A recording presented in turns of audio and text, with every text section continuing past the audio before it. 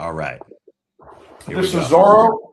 This is Zoro, and you're watching the Break It Down show. Yes, indeed. One of my all-time drum heroes, Zorro, is in the house. Now, I don't expect that you remember this, Zorro, but we've met several times over the years at NAM shows and drum clinics Okay. and stuff like that. You know, I'm used to seeing you in a bowler hat, Yeah, yeah. and Well, I'm more casual today. yeah. So I'm happy to have you on the show. For our viewers, Zorro is a world-renowned drummer, a funk master. He's played with so many artists: Jody Watley, Lenny Kravitz, Bobby Brown, New Edition, and not only has he driven the locomotive of such great grooves for so many people, but he's also a motivational speaker, and he gets uh, gigs speaking to people, lighting people up, really getting into people's motivations and from a spiritual base because you are a Christian and you've spoken at many churches, but also I didn't realize that you had written so many dang books. Yeah, it's been a lot of work, and each one of them was. I only wrote books. Actually, I've only done things in my life that I've been compelled to do. I never did anything just to do it. I never wrote books to kind of fill a niche in the market. I wrote books that I would have bought if somebody else had written them. Hmm. My first books were the books on the history of R&B drumming called The Commandments of R&B Drumming. And I would have just preferred to buy that book had someone else written it. But the first four books that I wrote were books that I was always looking for and just they were never there. So I figured I'd have to be the guy to write them. My most recent book is my memoir, and that we'll talk about that later. My memoir, Maria's Scarf. Oh, we sure But will. yeah, but that's my legacy. That's my best thing that I have to impart to people. But I always wrote and I always did everything that I was compelled to do. I never chased anything necessarily for money or for fame per se. It was just I had to play the drums. I had to speak. I had to teach. I had to write. I wouldn't exist if I couldn't do those things.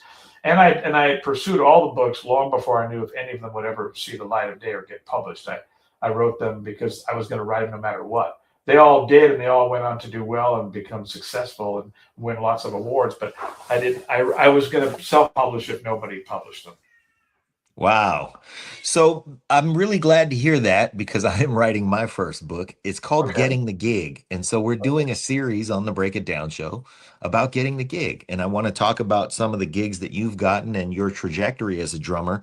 But I was really I felt really great to see that not only is your latest book, Maria's Scarf, an excellent read, it's it's really inspiring. It's a great just testament of the strength of love and perseverance. But then to realize that, holy cow, I got catching up to do. I got to go back and read all these other books now. Yeah, And well, yeah. There's a lot. There's the drum books are the first four I wrote. Then I yeah, wrote a book called The Big Gig, which is a 400-page book on making it in the music industry. It's called The Big Gig: Big Picture Thinking for Success, and that won a lot of awards. They use it as a standard teaching book, like at Berklee College of Music and lots of music schools. And it's a book about breaking into business. Again, it was the book I was looking for when I was 18, but could never find a book like that. And so I promised myself one day when I make it, I'm going to write a book to show people what this looks like because I've always had a teacher's heart. But yeah, and the books I find are the most powerful thing I can impart to the world because there's going to only be so many drum clinics I can do in my lifetime. There's only so many gigs I can do in my lifetime. Only so many speaking engagements, so many private lessons, or so many one-on-one encounters with people. But there's millions of people in the world, right? So a book is a way that could teach all the things that I know to multitudes of people I will never meet in countries I've never been or maybe never will be. yeah. So the book is a way to And reduplicate. potentially after you're gone from here. Yes, absolutely. It's a way to Yeah. continue. Look, we read books that are 1,000 years old, 2,000 years old, 5,000. You know, I always tell people, man, we've heard it all our lives. Mankind lives off of food, clothing, and shelter. Right? Those three things we've heard: food, clothing, and shelter. But the truth is, there's one fourth thing that we cannot live without, and that is story. Mankind lives off of story. That's what makes us human. Story is how we relate to people. Story is why we read things from 2,000 years ago, 5,000 years. Story is what allows us to find ourselves in someone else's story, to find the inspiration, motivation to go on. So to me, that's the most powerful thing about being human, is the story element. And so I figured sharing my story in my memoir, Maria's Scarf, and all my other books is the best thing I can offer to humanity, to have made my mark during my time here. Is the words to impart to others, so that they can also see how to dream and what it takes to fulfill a dream. Amazing that you followed these, like you said, you were compelled to write these messages. You were compelled to give somebody, a lot of somebody's, something Yeah. that you would have reached for, and then went and gained the wisdom on your own and decided to package it up and put it in front of people. This is how humanity has progressed. Yes, because I feel very blessed and very fortunate, and I'm a person that's always filled with gratitude. I never have taken anything for granted. Everything I've ever, I mean, if you read my acknowledgments in any of my books, you will find them to be longer than in any other book you've ever read. Like one person read my memoir, my acknowledgments in my book Maria's Scarf, and which is at the end of the book, and they said, I couldn't get through your acknowledgments without weeping, because I just felt such gratitude, such love, such honor to these other people, and I mentioned all kinds of different people from different parts of my life, because each one of them is a thread in the tapestry of my life. Who's more important than another? I mean, each thing got you to the next thing, right? I mean, I was thanking early mentors. I grew up fatherless. I was thanking people that were in the Big Brother, Big Sister program that got me started in that program, where I got mentored by a wonderful family. And I was thanking people who took me to camp. I was thanking, like, everybody. To me, they're all a part of my story, and many of them were shocked that I even remembered them or put them in there. But I'm like, how could I not remember you? You were the first guy who taught me my drum lessons, and you drove over to my house 30 minutes and taught me drums. Like, you're a part of why I'm able to do this. So I don't know. I feel like, because I've been really fortunate. It's also very interesting. I had somebody who recently prayed for me the other day, and it was very interesting. And let's just say this person has a bit of a prophetic gift, so when they pray, they really get like a channeling from the Holy Spirit, and they start to share things that God is wanting you to know. So it's very interesting what he said. As he said, he goes, there's a mantle on you. A mantle is a thing that God wants to give you, a position, a position of influence. He goes, there's a mantle on you, Zoro, that God wanted to give to many other people in the past, but they wouldn't receive it because they were too full of themselves. And the mantle is this. The mantle says this. You say to people, take a piece of me. Take some of me. And you disappeared there, by the way, John. Oh, there you are. Yeah. So the mantle, he said, that was on me, that the Lord said to him, was take some. In other words, I'm always trying to give away myself, what I've learned, my knowledge, my encouragement. And his prophetic word was totally true and totally resonated with me. Like, he nailed it, because that is definitely me. Like, everywhere I go, I'm in a restaurant, in the airport, people recognize me or don't, I'm always trying to impart either joy or laughter or encouragement or hope or whatever it is. I feel like life is useless and meaningless if you're not giving yourself away. And I have a saying that whatever you don't give away in your life dies with you. So if you have a lot of, it dies with you. Like, if you have a lot of joy, if you have a lot of encouragement, if you have a lot of connections, if you have a lot, whatever you have, if you don't give it away, it all dies with you. And to me, I find that I really come alive when I'm living in this place of giving away my life and giving away my knowledge and giving away my power and giving away my prayers and my encouragement, my hope. And it's like Mother Teresa said, a day lived not doing something for someone else is a day not worth living. It's like, if you're not, and this is why the world is so unhappy for the most part, is because most people are living in a self-centered lens. Most people are living for themselves and they never think about doing anything for anyone else. And they therefore become miserable. It has nothing to do with whether they're rich or poor or famous or unknown. It has to do with the way I believe God created us, is that I believe every creature God made finds their identity and their life in serving other people. And if you're not serving or giving away your life, you're searching for it everywhere else, and you never find the meaning and you never find the real joy. You can have all of the trappings of success, but you never really are happy with it because you're not doing what you were intended to do, which is spend your life and giving it away. And that's that saying, it is better to give than to receive. We've all heard it, but very few people live by it. So I didn't want to, I mean, and I started being around super famous people like when I was 18. And when I would realize that many of them had all the things that I was thinking I was after, and they were Mm-hmm. still miserable, I was like, man, what are they missing? Why this person should be the happiest person on earth, but they weren't. And what I realized is I learned very early on, there's only two ways to live your life. Two. That's it. You either live a life of self or you live a life of service. If you live a life of self, you'll eventually self implode because you are not meant to live a life of self. But if you live a life of service, you view life as an opportunity to to give to others, and how can you make a difference with your life. If you live a life of self, you're always viewing it from the opposite. You're going, how can the world kiss up to me and give me what I want and suck up to me? You know what I mean? And then you're always miserable. I have never met a self-centered person who was filled with joy or purpose. Never, not one. But I Yeah. have met many people, the people that have a servant's heart. And again, it has nothing to do with fame, has nothing to do with money, it has nothing to do with success. You could be the richest person in the world, most miserable in the world. You could be the poorest person in the world and the happiest in the world, because these things are inside. These are spiritual things that God created and put in us, and most people miss it. So I just didn't want to miss it. So that's why I roll the way I do. I know I have a limited amount of time on this planet, like anyone. I always tell people life is a limited time offer.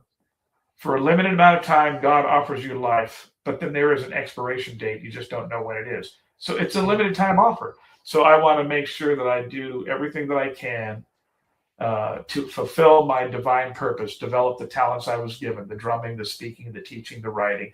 It's my job to turn them into more, but I never gave myself the talent. And that's why I always walk from a place of humility, because the only reason I could do any of these things is because God endowed them in me. He deposited those abilities in me, not the finished product, but the seed of potential. You Mm-hmm. know, and all the gifts that you have and that I have and that everybody watching has, every gift we have comes to us in the form of a seed. And the seed is the seed of potential. It's the potential to be great in this area. The greatness was already deposited into your bank account, but now you've got to go to the bank every day and make withdrawals. You've got to practice. You've got to develop. You've got to turn that little he gave you into more. And that's what I've done with all those four talents that I have. Yeah, for sure. It's interesting that you even use the word opportunity when you talk about giving and being of service. It's an opportunity to give.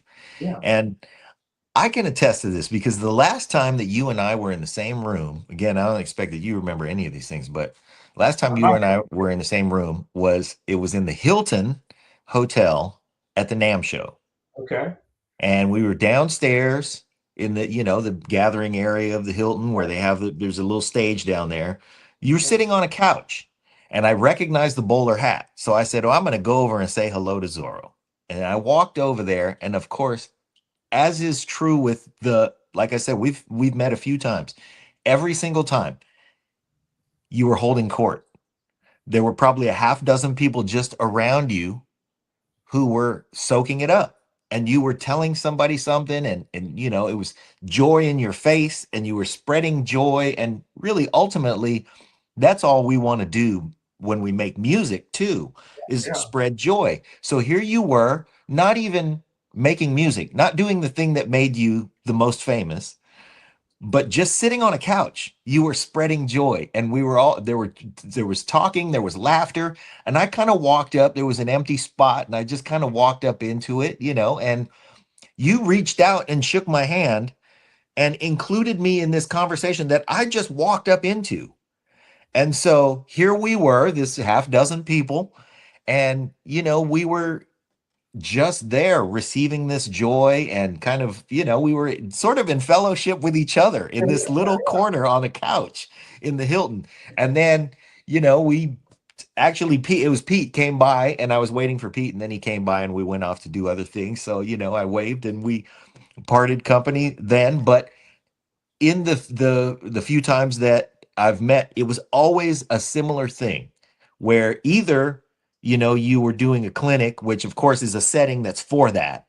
Yeah. But even outside of that setting, just walking through a NAMM show or just being in a, hotel lobby or something, there were always just people, and you would just start, talking and creating an environment where everybody was just going to show up and be joyful and be happy, maybe exchange some ideas, and then go away a little bit inspired, a little bit encouraged, and a little bit just, ready to go, hopefully go spread it to somebody else. And if we all take these opportunities, we all just are able to be happy and spread happy. And you learn these things, and to not be self-centered. And it would seem that somebody who was one of seven would find a way to be self-centered, because you almost have to fight for, everything that you have. But it's a testament to really your mom creating an environment where the seven of you realized that, hey, we're in this together, and we do this together, and we do this if everybody is all in it. Well, you're nailing it. What's so funny? I'll show you. I have it with me. It's the only copy I have, but this is my memoir, Maria's Scars. And so, very interesting the story you shared. And by the way, it's available on Amazon and wherever books are sold. And I also narrated it on Audible, so I did the narration. I tell my own story. But anyway, it's an epic read. I tell people in a nutshell, my story is like a combination of Rudy, Rocky, The Blind Side meets Forrest Gump. It's an epic overcoming story of a kid with a dream, a mother raising seven children alone with no fathers. Our fathers abandoned us. We grew up in Compton. Then later we moved to rural Oregon, lived in a car, a 1962 Chevy Nova. So it's the epic American dream overcoming story, made possible by the love of my single immigrant mother from Mexico, who just really taught us how to dream and how to serve and how to believe. And she was a woman of faith. She had strong belief in Christ, and she imparted those things to us. She taught us to look above the circumstances and look into the realm of faith, and also taught us that we could do anything because God created us to do something amazing with our life. But what's interesting, the story you share at the Hilton, I do remember that because I can almost tell you what year. I believe it was 2018. It was 2018 at the Hilton, because what's interesting is a friend of mine, she's an editor and a writer, and she was helping me craft the proposal for Maria's Scarf. And the only time she had was at the NAMM show, and she had many hours a day because she brought her son there to attend the NAMM show, so she couldn't really leave. She had nowhere to go. So she said, if you have the time, Zoro, we could just sit down on a couch at the Hilton, and we could just hammer through all these things to do with the proposal of the book. Right? Who is this person?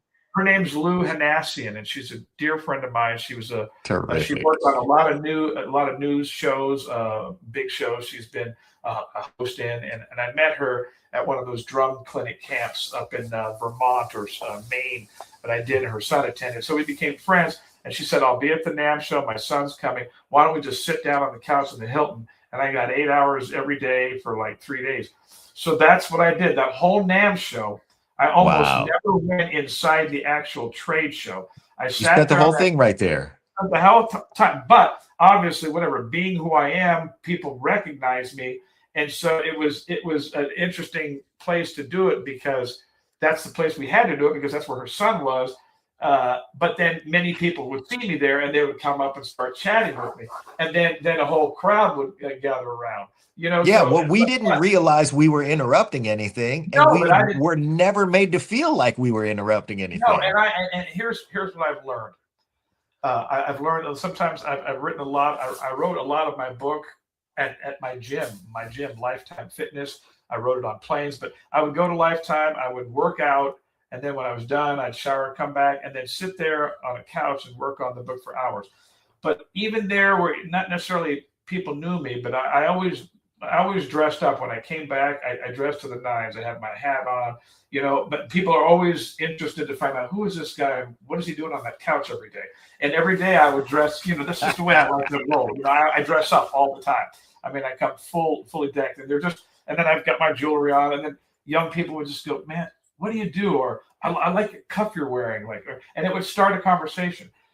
And I always understood that the real work that I'm doing on this planet is the work of shepherding people. And so, because I've always followed the voice of God, and God made me a shepherd of people and a shepherd of dreams and a shepherd of hope. So I understand, yes, I'm working on my book right now. This is what I'm doing. But when somebody I could tell wants to talk, and I could tell they need something, I know that is the real work, and I can close the laptop down, and maybe I intended to write for 2 hours, and I ended up writing for 10 minutes because I had 3 conversations with 3 different people that were 20 minutes each. But I recognize that's the real work. And this is what I've learned. This is what I've learned, Jon, that when I do that work, when I make people the most important thing to me, and not the accomplishment of the particular goal, but when I make people important, I find that God does extraordinary things in my life and gives me unbelievable favor and makes certain things happen and certain doors open that I could never have manipulated in a million years with talent or connections or anything. Like suddenly, I call them suddenly miracles, where, dreams of mine that I couldn't make happen, then God would just go. And I'm not patting myself on the back. I'm just teaching people a principle. And the principle is like, there either is a God or there isn't. If there's no God, then we're all in trouble. This whole thing is just chaos, and there's no rhyme or reason for anything. It's just a freak show. But I truly believe there is one. And I'm a father. I have 2 children, and I'm a husband for 30 years. What do I care more about than anything in my life? My children, right? So God made us. We're all his children. What does he care about more than anything in the world? His children. When you make your business God's business, I made my business the business of people. The drums, the speaking, the teaching, the books, those all just connect me to different hearts. Different platforms connect me to different groups of people.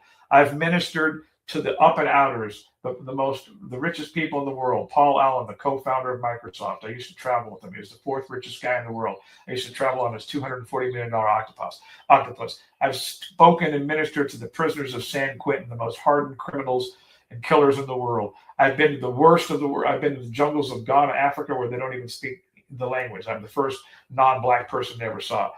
But what I've learned in all of this is that what God cares about most is people, his children. So when you care most about what he cares about, he will move heaven and earth to get you to where he needs you to go. And he will make things happen that you can never manipulate or make happen in a million years. And that's been the story of my whole life.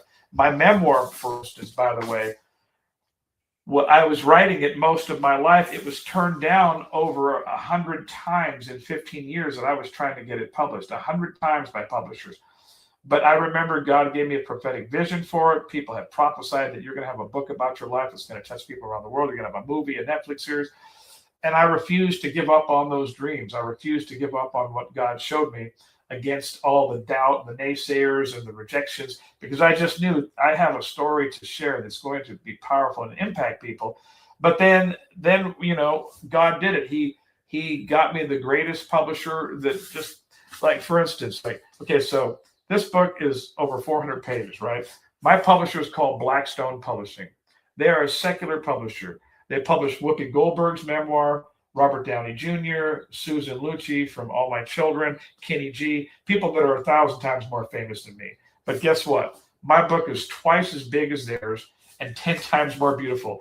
They did all this special stuff. Like, I'm just showing you this because this is what God can do when you put his people first, right? So in the beginning of the book, the front of the book, these are called end papers. And normally it's blank in a book, right?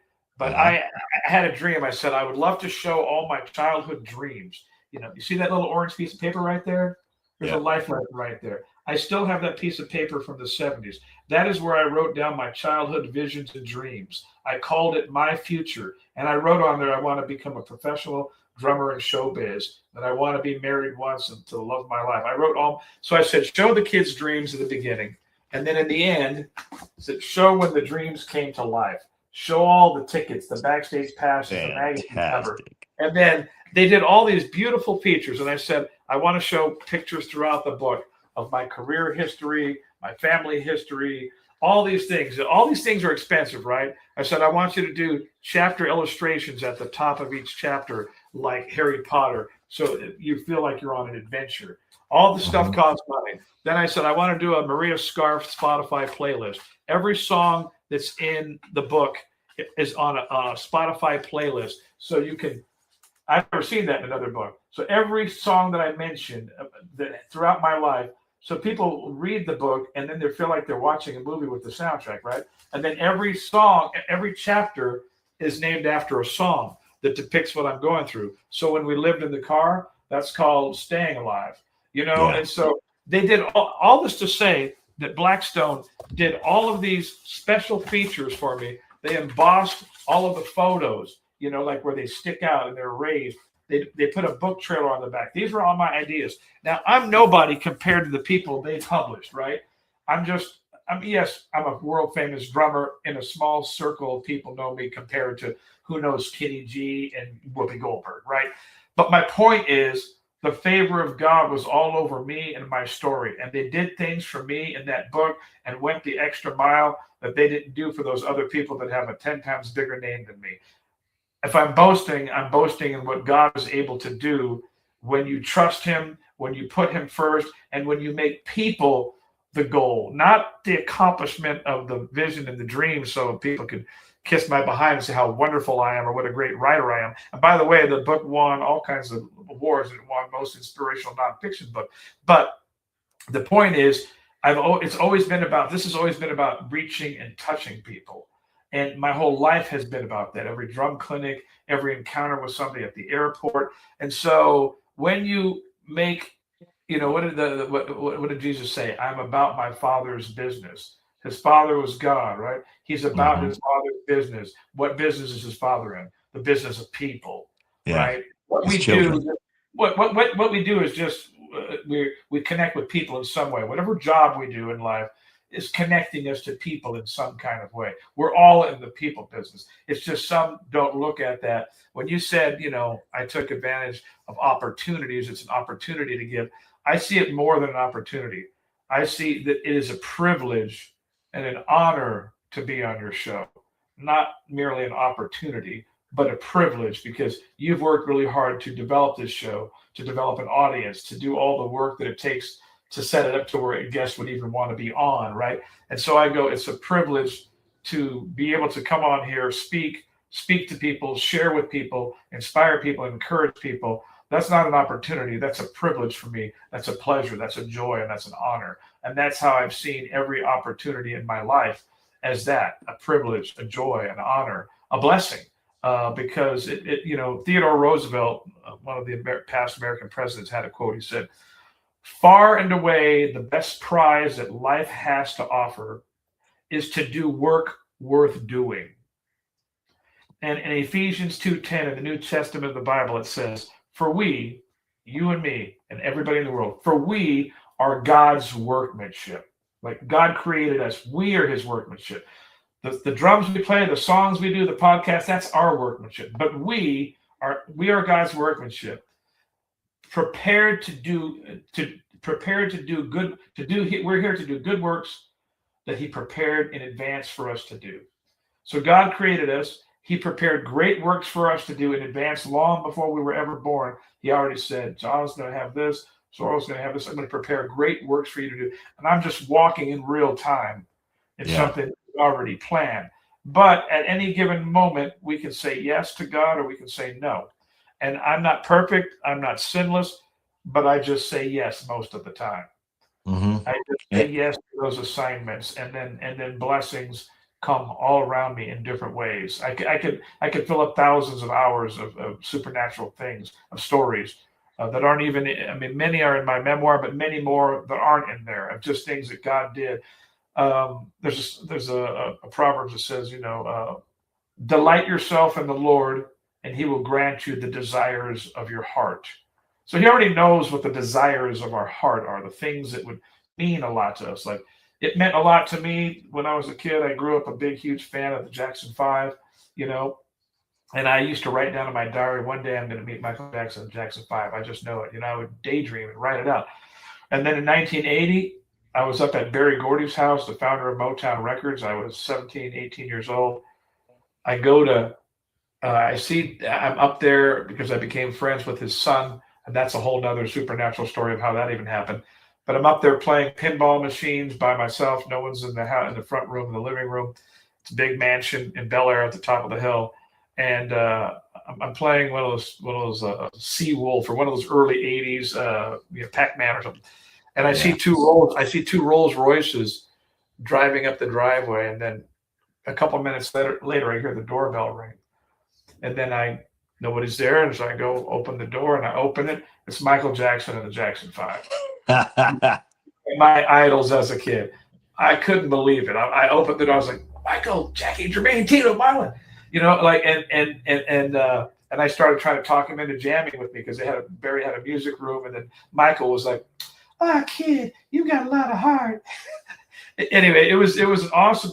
But and then later that day, I wrote in my diary, I always knew I would meet the Jackson Five. So I mean, that was a desire of my heart, right? Yeah. To meet the Jackson. I've had many things like that happen. People that I idolize, favorite drummers, favorite actors, but God knew what would be important to me and what meant something to me. So when what would enhance your ability to deliver? Yes, and inspire me more, because you meet your hero, you get inspired. Then you go, oh my gosh, I met them. You feel that much closer to the dream, right? Even though nothing technically that's happening right now. Well, thank you, man. Thank you. But see, that it all goes back to that NAMM show thing. When you talk about that NAMM show, I totally remember sitting on that couch for about 8 hours a day. And we got about maybe 2 hours of work done. But the 2 hours of work done was enough for me to have a great proposal to pitch the book. So God knew that, 6 of those hours was going to be taken up from people who are talking to you, want to take pictures and want you to tell stories. And I did all that.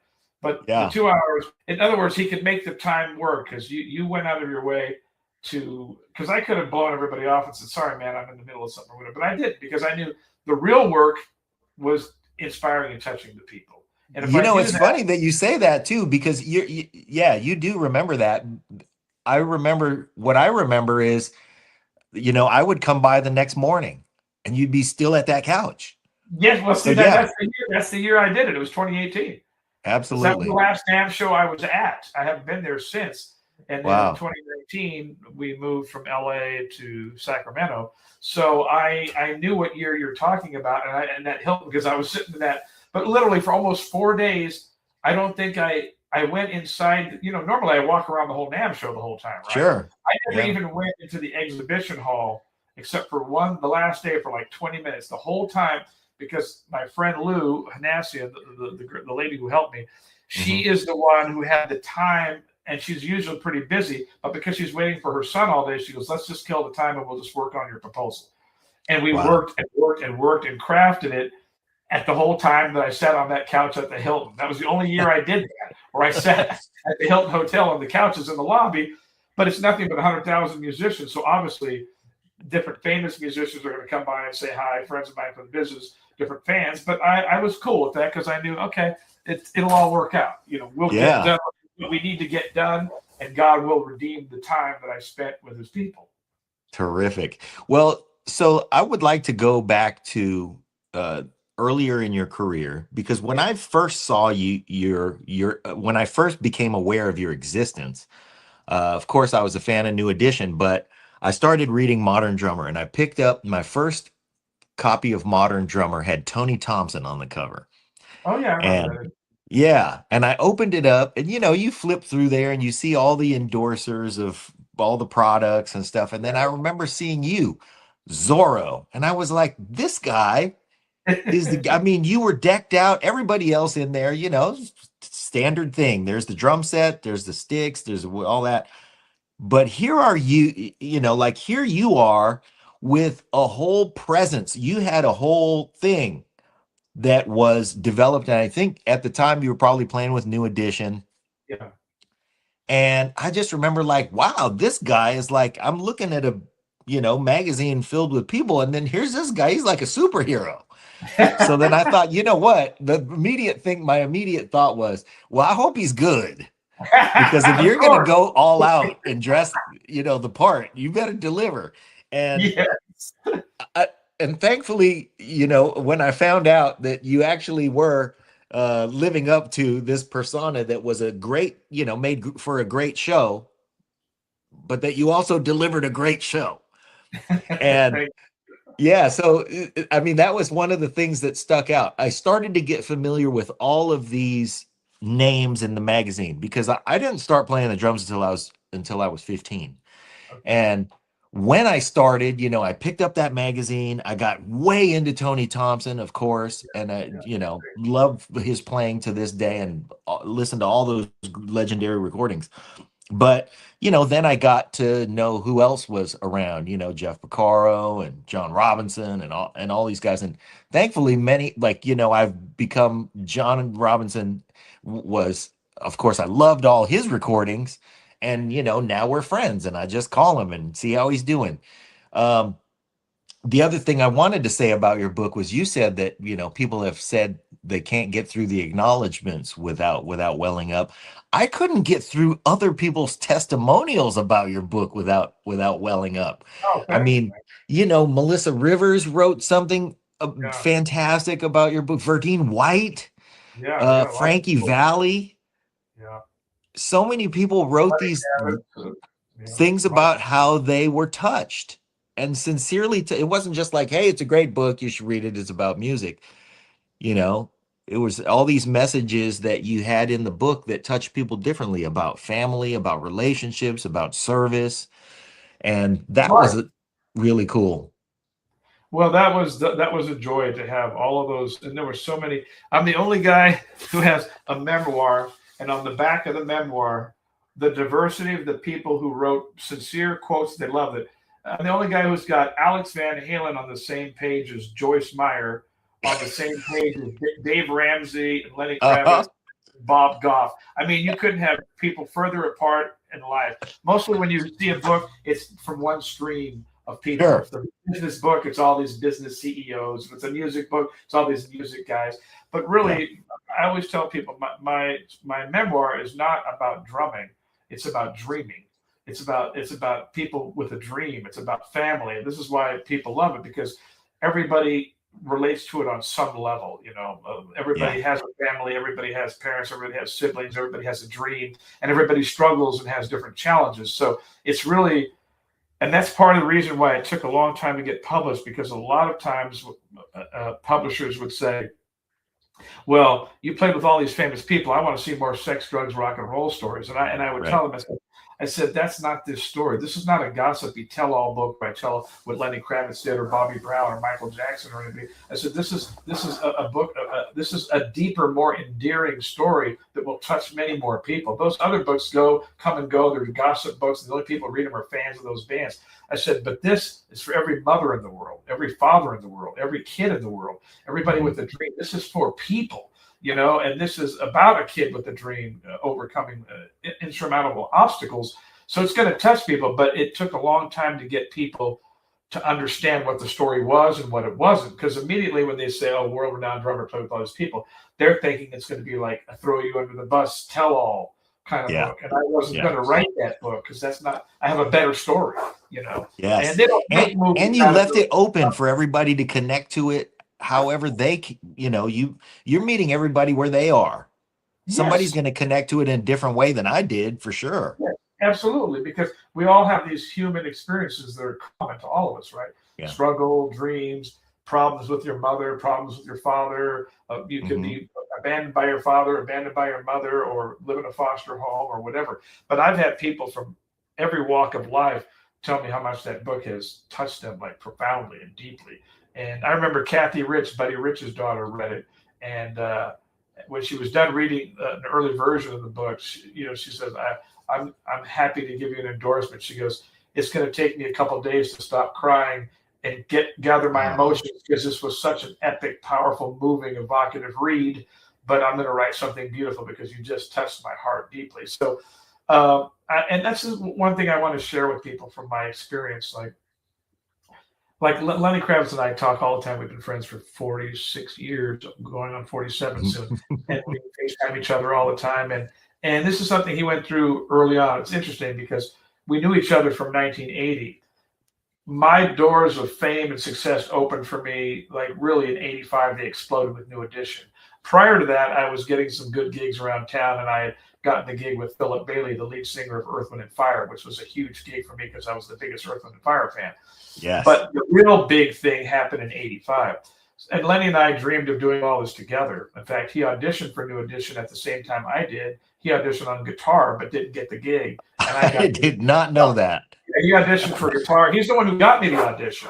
He's the one who got me the audition. We went and auditioned together. Well, as fate would have it, I got the gig and he didn't. So he watched me become famous, living out my dream for almost 5 years before anything happened for him. So like he used to go to the magazine stand, and at that time I was in all the teen magazines. I was white teen centerfold of the month. I was black teen centerfold of the month. I was Latin teen centerfold of the month. And Lenny would go to the newsstand. He goes, "I can't believe it, man! You're black teen centerfold of the month this month." He's like, he was happy for me, but he was, I could tell he was waiting for his ship to come in. Well, finally, I joined him in 1989 for the Let Love Rule album and era and that whole thing. And his ship finally came in.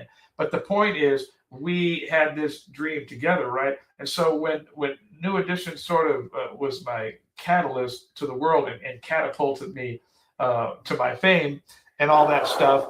But so I had a dream all along of this thing since I was a kid, and I wanted to share it with people. And I forgot the whole point of why I was even telling you that story. We were on something, then I lost my train of thought. The reason why I'm sharing this with people is there may be something that you're working on, and all that it is met with is rejection, and it's turned down. And this is the point I'm making. Lenny turned down several record deals early in his career where he was going to be signed to be part of a group, part of this, part of that.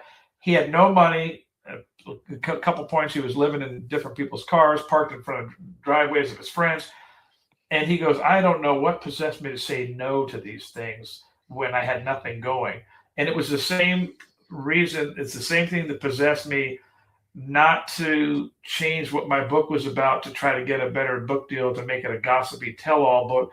I stuck to what I knew was authentically me, the story I wanted to tell. Lenny stuck to what he knew was authentic him as an artist. It hadn't arrived yet, but he knew if I take this deal, he may never become the Lenny Kravitz that he became, because now he's part of some band or whatever. And he didn't get the New Edition gig because it was fate. It was just not his destiny. He might have become a sideman like I did, but that was fine for me because I wasn't an artist. I was a drummer. I was not a front man, but Lenny could be, right?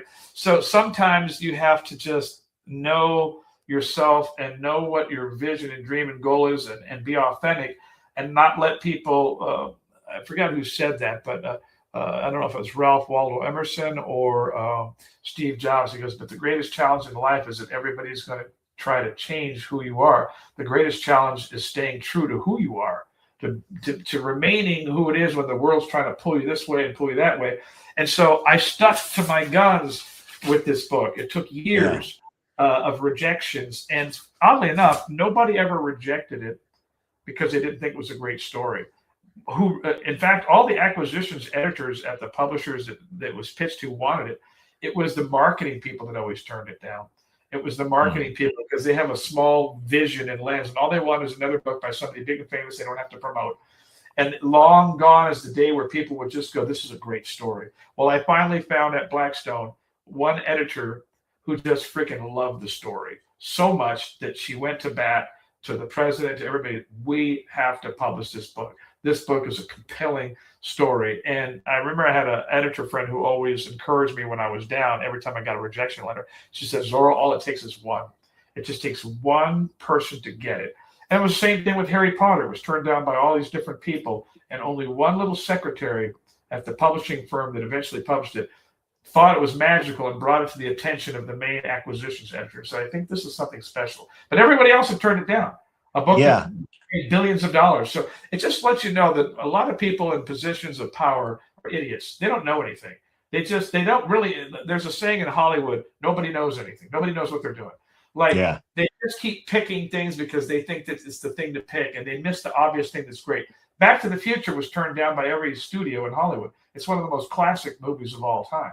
There are countless stories of great books, great movies, great albums that were turned down by all the powers that be that have no vision and no sight. You know, and Stevie Yeah, Wonder everybody tries to fit your work into their box.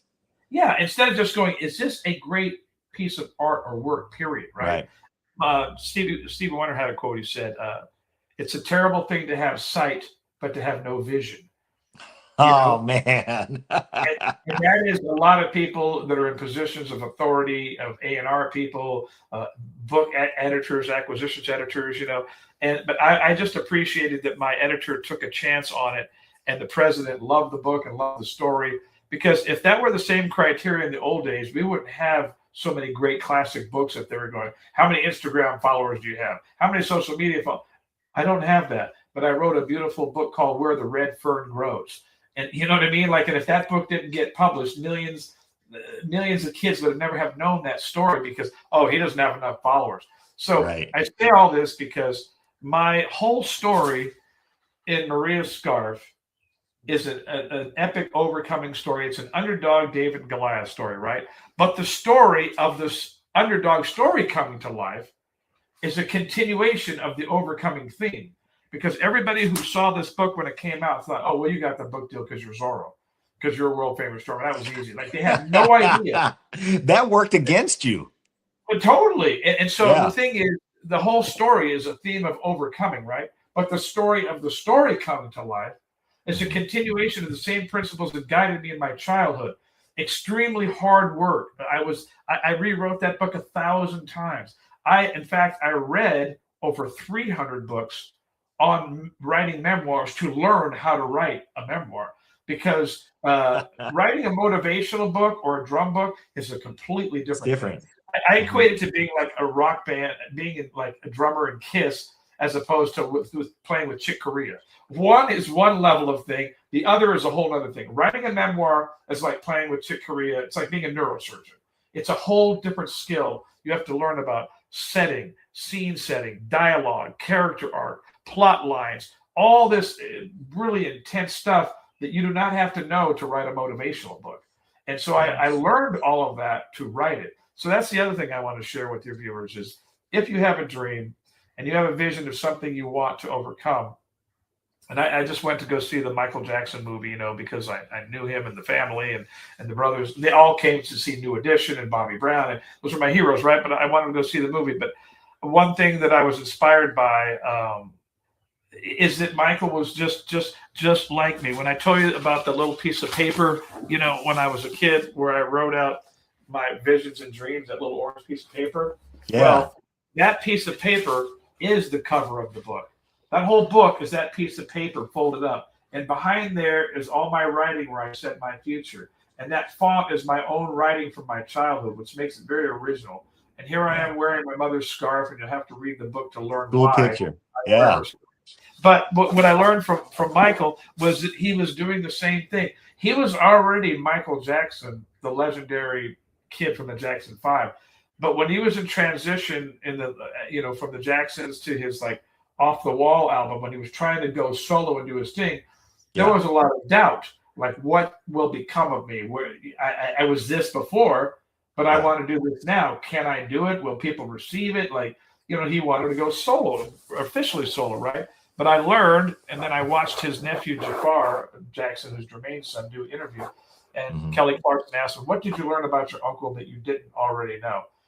He said, "I was given access to all of his notes and papers and whatever, and I was amazed at how much he wrote down everything, all his visions and dreams, and how much he affirmed himself with, you can be the best in the world, you can do this." And I've been doing the same thing my whole life, right? Everything that I've done in my life, I've written down. And I read this whole study that I put in one of my previous books called SOAR. The book is called SOAR, 9 Proven Keys for Unlocking Your Limitless Potential. But I wrote down the power of writing out visions and dreams. You are 42% more likely to see them come to pass simply because you wrote it out. And so Wow. Michael wrote out all his stuff on Post-it notes, and I used to do the same thing. I'd put different notes on there. You're going to do this, and different sayings and different quotes. Now, did he make it, or did I achieve any of these things simply because I wrote them? No, because I did the work as well. Because Right. and the other thing I learned in a Michael interview that I saw recently, and they said, "What would you have done differently if you could go back and do it again?" His answer stunned me, because here is the guy who worked harder than anybody. I mean, worked harder at the singing, the dancing, everything. He was a Everything. meticulous, hard-working dude. He said, "I would have practiced more. Wow. I should have practiced more." Wow. I mean, that's crazy, right? So, but writing out your visions and dreams is a huge part of it, because you begin to envision it, and you cannot accomplish what you cannot envision. You know what I mean? You have to be able to see it.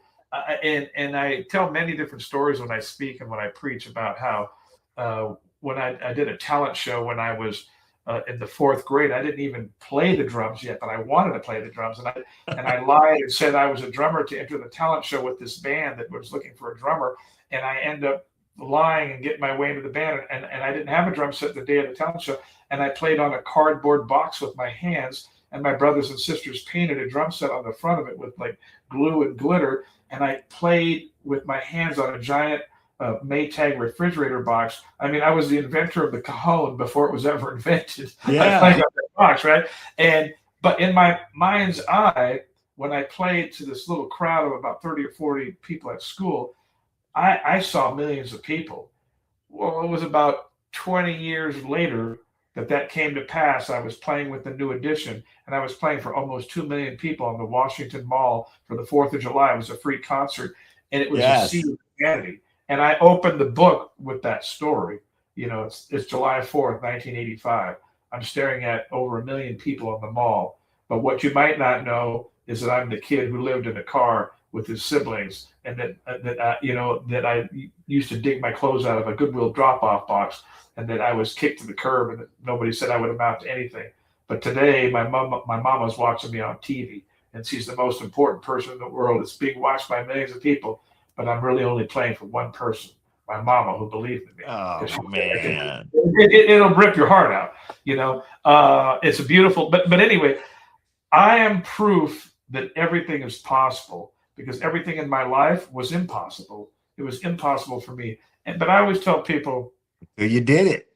Well, it's not only that I did. Okay, a lot of people accomplish their visions and dreams vocationally, like a career thing. I said the best part of my story is not that I got to become a world-renowned drummer, which was my childhood dream. I said the best part of my story is that I got to break the curse of what was handed to me. I was handed poverty, fatherlessness, rejection, all these things. I never saw my mother find a husband who would take care of her. She found men who would impregnate her and just dump her, and now she's got another kid to take care of. But she never found an honorable man that wanted to be a husband and dad to her children, right? So I became, for my wife, the husband my mother never found. I became that solid husband, that faithful husband, that hardworking husband, that loving, kind husband. And I became, for my children, the father that I never had. I had a deadbeat dad who could care less and never loved on me. And so it's one thing to accomplish a career, a missional thing, right?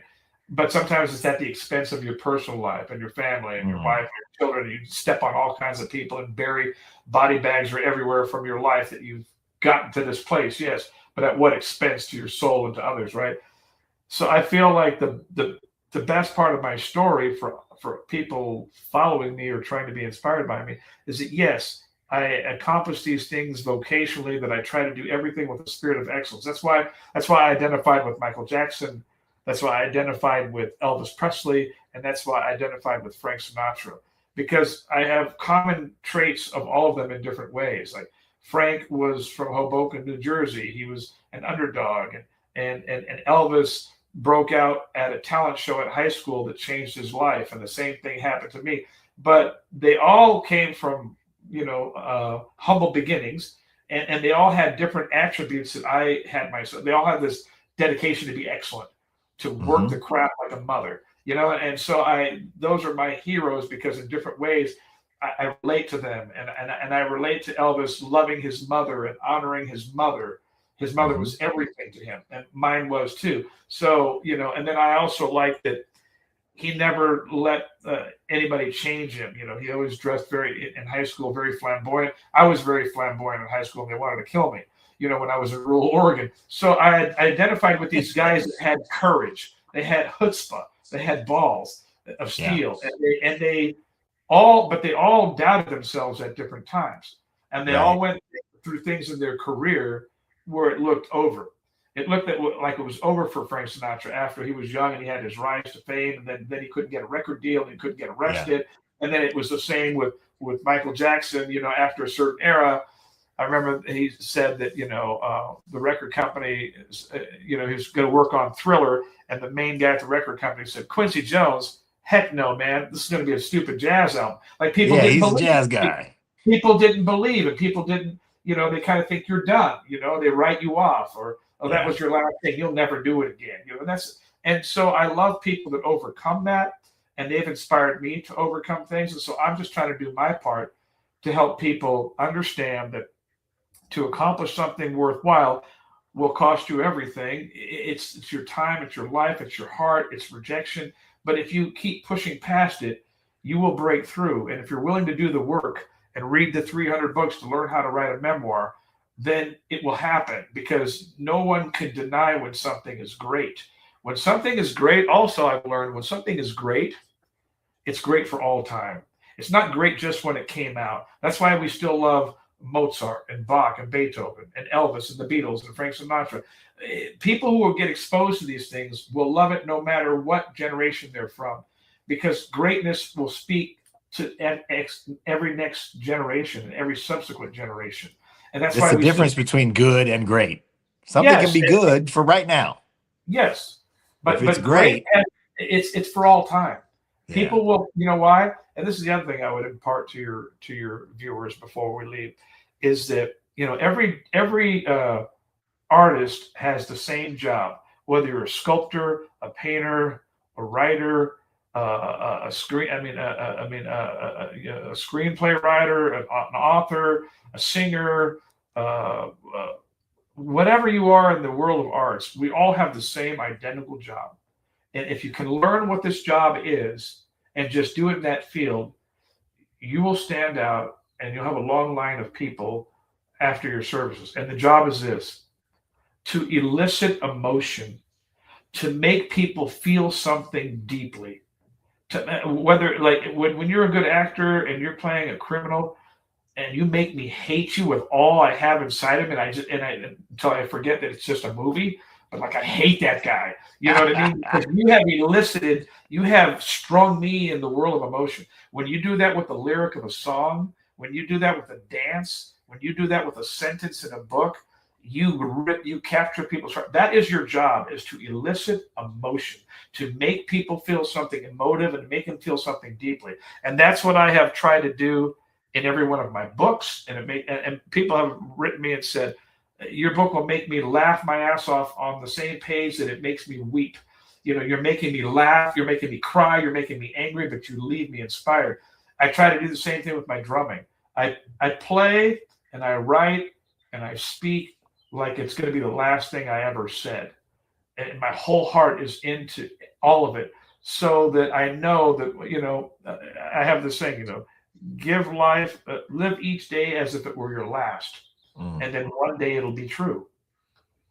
One day will be your last day. You just don't know when it is, right? But give it. So that's why when I'm meeting you at the NAMM show, I'm going to give you all I've got, because I don't know that tomorrow is promised. I know that tomorrow is not promised to me. That might be my last hurrah, just that we hung out at the NAMM show, and then you'll be telling stories. Man, I met Zoro, like he died the next day, but man, at the NAMM show, he was pouring his heart out to me. He was fun. He was funny. He was encouraging. Like, that's the thing. Live life to the fullest and live it as if each day were your last, because my greatest gift back to God, he gave me these gifts and talents that I did not give myself. I didn't take a pill and have rhythm. I was born with rhythm, just like you were.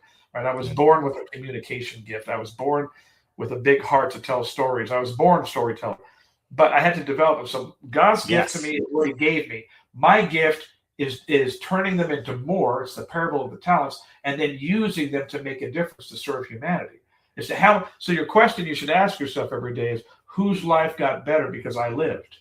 Yes. Whose life is getting better because I'm alive? Because if it's just me, then it's been a walk in vain. It's been no benefit to anyone else in the world. But for me, it's like everything is an encounter with people to try to make a difference. And all those things are just platforms to reach different hearts, like I said. But anyway, it looks like we're right on our hour mark here. Um, Yeah. Well, I can think of no better place to end than to let everybody know that, here we are with Zorro, and he's saying these things about being your authentic self, about honoring your gift by pouring into it, and about making the job. And this is the getting the gig part of this show, making the job being about moving somebody, yeah, taking somebody to a place. And just like your book did, you never know where that place is for them. yeah. What you're doing is just making yourself authentically available and spreading the joy so that they can grab hold of it wherever they need to grab hold of it. And I will say that uh, I got a lot of catching up to do. Like I said, I'm going to go back to your previous books because number one, I can identify with the ones that are about drumming, but Sure. the ones that weren't about drumming are about life and are about giving and are about service and are about delivering for the people around you and honoring the gifts that you've been given by God to, even though that there are things that you have been ordained to accomplish, you still have to go accomplish them and be your authentic self in doing it. Uh, Zorro has been an absolute pleasure, a deep honor, and I will say that whatever you're doing, if there's anything that I can do to help put your mission out there, if you need boots on the ground in the Bay Area, anything you need, you count me in. If Well, the you're doing thought ever enters your head, hey, you know what? You know who could help me do this? I'll call John. good. Absolutely. The I answer is always appreciate yes. everything in my life has been made possible by other people who've helped me. Everything, every single thing. So I appreciate that. And it was an honor and a privilege to be on the show. And you're already doing it. By inviting me on the show, I get to share my heart with a bunch of people I'll never meet.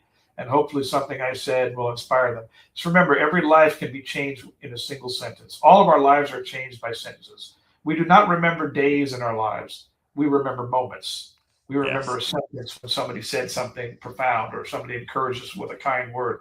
We remember moments, and our lives can be simply changed by the power of words. A single sentence you say to yourself or somebody says to you can make all the difference in the world. So you gave me many sentences today, a chance to really speak and share my heart. And I thank you for having me on the show. And if people want to follow me, I'm just Zorro the Drummer, all one word, Zorro with one R on Instagram. Zorro the Drummer on Instagram. And I'm also Zorro the Drummer on Facebook. And then .com. my web, yeah, .com. My website is just zorrothedrummer.com. And the book, again, is Maria's Scarf, a memoir of a mother's love, a son's perseverance, and dreaming big. And that's available on Amazon, wherever books are sold. I recommend getting the hardback because it's stunning. It's beautiful. It's one of the most beautiful books you've ever seen. And then if you're into listening to it, I narrated it on Audible. It's also an ebook on Hudson Music that does all the drum stuff, Hudson Music. So they have the ebook version of it. But anyway, thank you so much for having me, John, and best of luck on the show and everything you're doing. I'm super proud of everything you're doing, man. You're following your own vision and dreams. Terrific. Thank you so much. Thank you, man. God bless. Gotta figure out how to get out of here.